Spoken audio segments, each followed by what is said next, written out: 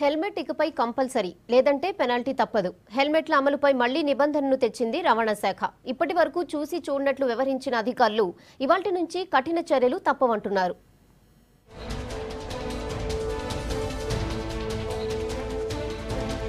ఫైన్లు వేస్తున్నా మారటం లేదు వాహనదారులు.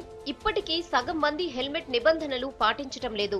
కఠిన నిబంధనలు పెట్టినా వాహనదారుల్లో మాత్రం మార్పు రాకపోవడంతో అమల్లోకి మళ్లీ హెల్మెట్ నిబంధనను తీసుకొచ్చింది రవాణా శాఖ. ఇవాల్టి నుంచి రాష్ట్ర వ్యాప్తంగా హెల్మెట్ ను కంపల్సరీ చేసింది.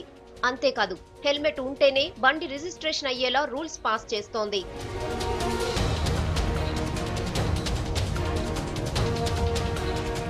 మోటార్ వెహికల్ చట్టం 197 ప్రకారం వాహనదారులు తప్పనిసరిగా హెల్మెట్ వాడాలి. అయితే ఎక్కడా సక్రమంగా అమలు కావడం లేదు.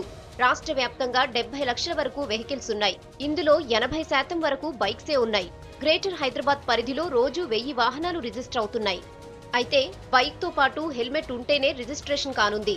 పాత వాహనాలకు హెల్మెట్ వాడకుంటే కనీసం 1000 రూపాయల వరకు ఫైన్ విధించే ఛాన్స్ ఉందన్నారు అధికారులు.